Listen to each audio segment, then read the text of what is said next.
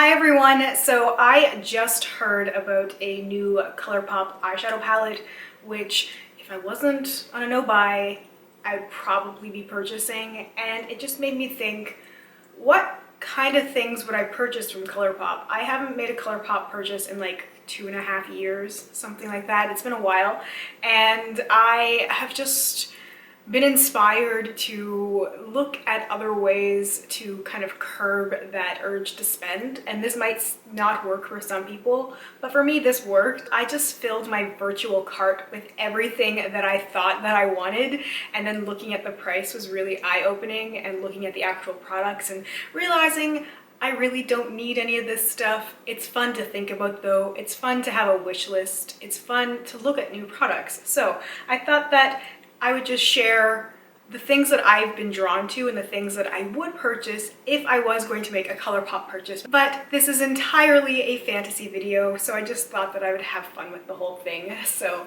the thing that I really wanted the most is that new eyeshadow palette, Mint to Be. It is so beautiful. I really love green eyeshadow. Green and gold is one of my all-time favorite combinations. Gold with anything. Gold is definitely my favorite lid shade for an eyeshadow. Mint is actually one of my favorite colors. Mint and orange, those are my two favorite colors, and I tend to wear a lot more orange, at least as far as makeup goes, than mint. So I was very excited to see this. I haven't really been trying to avoid things necessarily when it comes to new releases, but I don't make it a habit to go seek it out.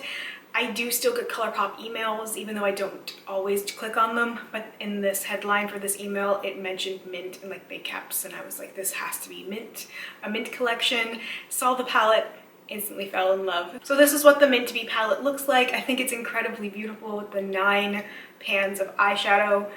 You have some different formulas there as well. I'll show some of the swatches from the ColourPop website. So I have my phone, I also have notes, so I will be referencing those. So you have fun eyeshadow names as well. Chill Factor, Freshman, Ice Cold, Dement, Mojito Mommy, Seltzer, Play It Cool, Minty, Get Fresh. I like the names. I think it's really fun.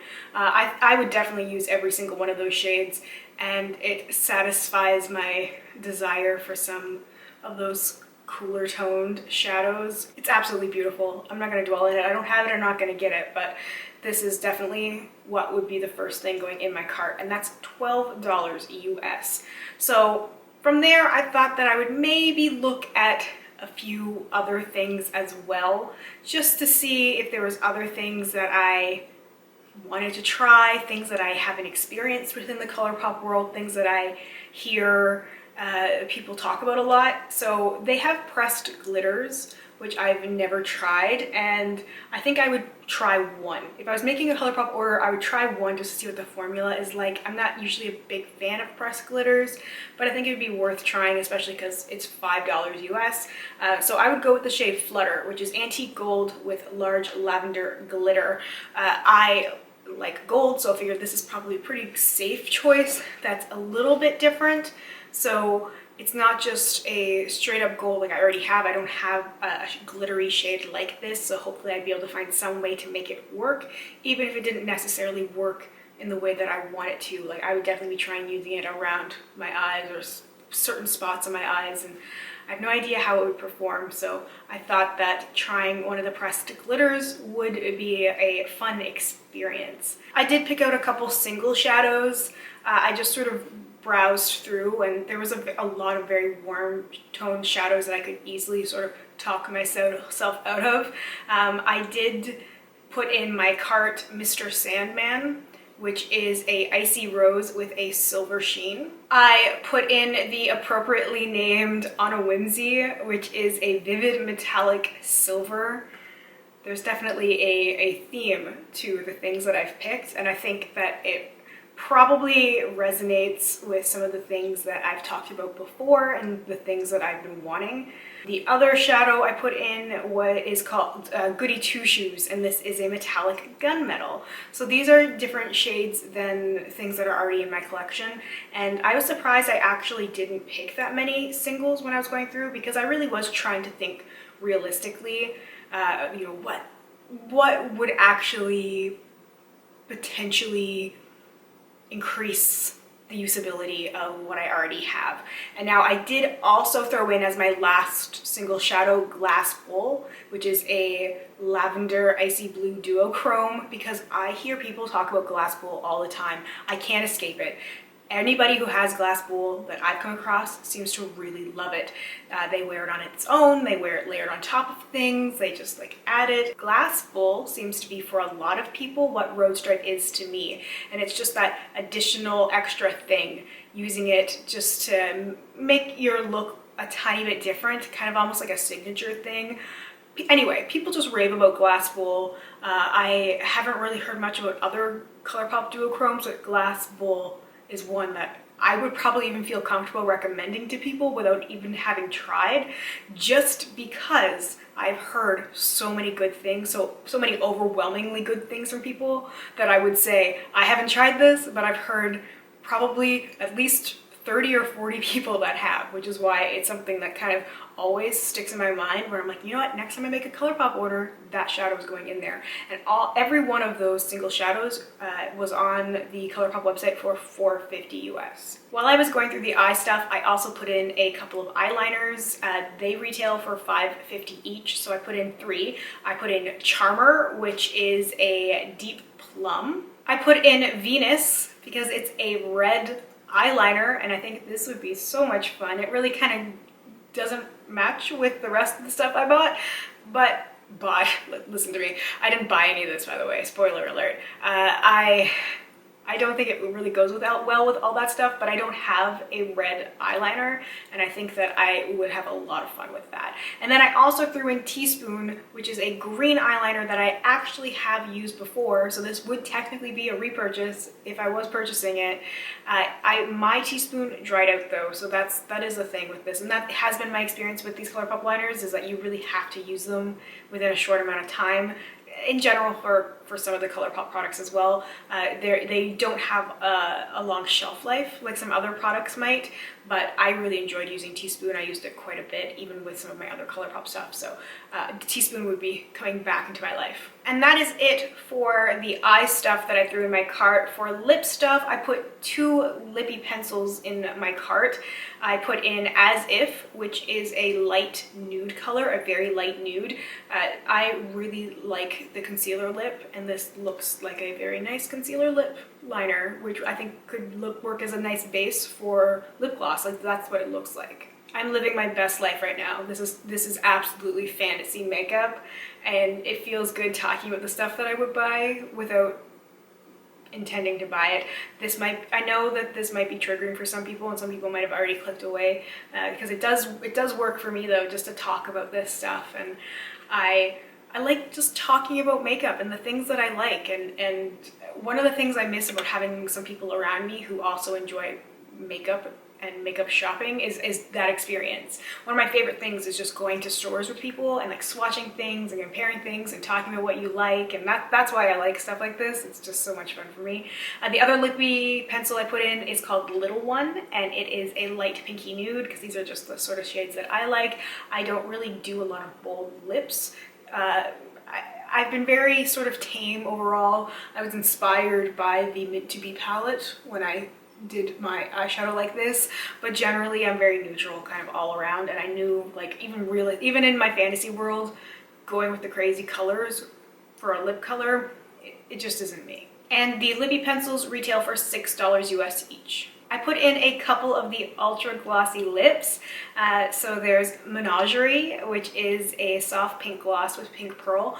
I haven't tried the glossy lips, and I didn't buy them the first time or the last couple times I bought ColourPop stuff, because I really wasn't into lip gloss, as I've been into lip gloss more now than I have been before. So I thought about putting like a whole bunch in there, and I was like, I don't know if the formula is going to appeal to me. I generally have had very good experiences with ColourPop lip products, and I have quite a few of the lippy pencils, and I still have them because I sharpened them and they seem to be totally fine, no issues. And I've used like the lippy sticks before. I've used the ultra matte lips, which I really love, and the ultra satins. So I have had experience with ColourPop lip products, and they're some of my absolute all-time favorites. So I'd be thinking, okay, you know what, we're gonna make this order count, we're gonna get a couple and hope for the best. Attention Haul was the other one that I put in, and that is a soft peachy nude. Thought it looked like another nice neutral color and could be a very nice concealer lip with that As If lip liner.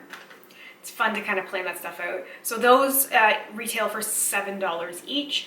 And then I also put in Moonchild, and Moonchild was a one that I vaguely remembered being created by Kathleen Lights. And this is a pinky nude with gold glitter, and I just thought it looked like, again, something that I'd probably get a lot of use out of. Also, I love the Moonchild name. I'm a sucker for names like that. And that's $8. And lastly, I have two things that I'm calling face products. One is not necessarily a face product, but that's the category I put it in, and that's the Fresher Than You glitter gel. It says that it's a glitter-packed gel paste. And this particular shade is opalescent teal with a blue shift. It's part of the Mint collection. I thought this would be so much fun. I can't imagine putting it on the eye area, but like around the eye area, like, you know, here-ish would be really fun and really sparkly. That's one of my favorite things to do when I'm going out, which isn't very often now, especially in the dead of winter. But when it's nicer out and I'm going out somewhere, or I'm going to a show with a friend, going to a concert or whatever, I like to put glitter around here. Just a nice little extra little bit of sparkle, and I think that would be fun. I do have a couple like glitter gel products, and that's how I use them, or I use them as like body gels and like put it on like collarbone neck stuff, and just relish in being very sparkly and glittery. So that's why I put it as a face product. It's kind of like a face body thing more than I would consider it to be used on another area of the face. And then I put in the Hyaluronic Hydrating Primer because I desperately need a face primer. I have 1.5 face primers left, and I need a hydrating face primer. I've actually noticed a little bit of irritation with my skin, and sometimes my skin reacts so poorly when it doesn't have a primer, and I get this like little tiny white bumps on my face just from having foundation on my face. Even if I tried going in with some sort of like skincare primer, like a moisturizer, it just doesn't have the same sort of effect. So I would love to get my hands on a primer that's hydrating. I'd kind of justify like an order like this being like, oh, well, I totally need this primer. That's the reason why I'm buying it. And this other stuff is just extra. So the glitter is $8 and the Hyaluronic Hydrating Primer is $12. So there aren't a whole lot of products. There are 16 products in my fantasy haul. The total is $105.50 US. So a little pop-up came up as well when I was going through the checkout, because I didn't order, but I just went through as much of the checkout as I needed to see what the price was. And there was a little pop-up thing that said that fees are included now for international customers, and it actually processed what the taxes would be, and it put the taxes as $531 US, which is low and not accurate. So I feel like it's a little bit questionable, because I did put my address in. It just didn't seem to calculate the taxes correctly, because the taxes on $105 should have been significantly higher than $5. Just where I live, it's 15%. So anyway, it said the fees were included, so you wouldn't have to pay anything upon the arrival of your package. I don't know if that's entirely true. It definitely is something that made me go, if this is true, that is another barrier down that would make me not want to buy from ColourPop, because that's what I started to experience more of, was the extra costs. There was a time when you could kind of get away with it if you sort of purchased around $50. I never found that I got dinged with the customs fees. And then around 2016, that started to happen a lot more. So anyway, the total then with the ColourPop estimated taxes was $110.81 free shipping. So sounded pretty reasonable. I kind of looked at that and I was like, $110 and I wouldn't have to pay anything else? Cool, sounds great. Wait, I have to convert that. So converting that to what the current Canadian dollar is worth would make my total $144.90, which is not so nice. Basically, in my mind, that immediately rounds up to $150, and I'm like, that's a lot of money. It's a lot of money. I mean, it is approximately $9 per product. When you break it down that way, that's really good. Like ColourPop's really affordable, and I have had so many good experiences with ColourPop stuff that it definitely seems worth it to me. But back to reality. It was fun to go on that pretend shopping spree, for sure. And I really did try and hold back as much as possible when I was first going through things, and I was really trying to be reasonable. But the more stuff I added, the easier it was to add extra things.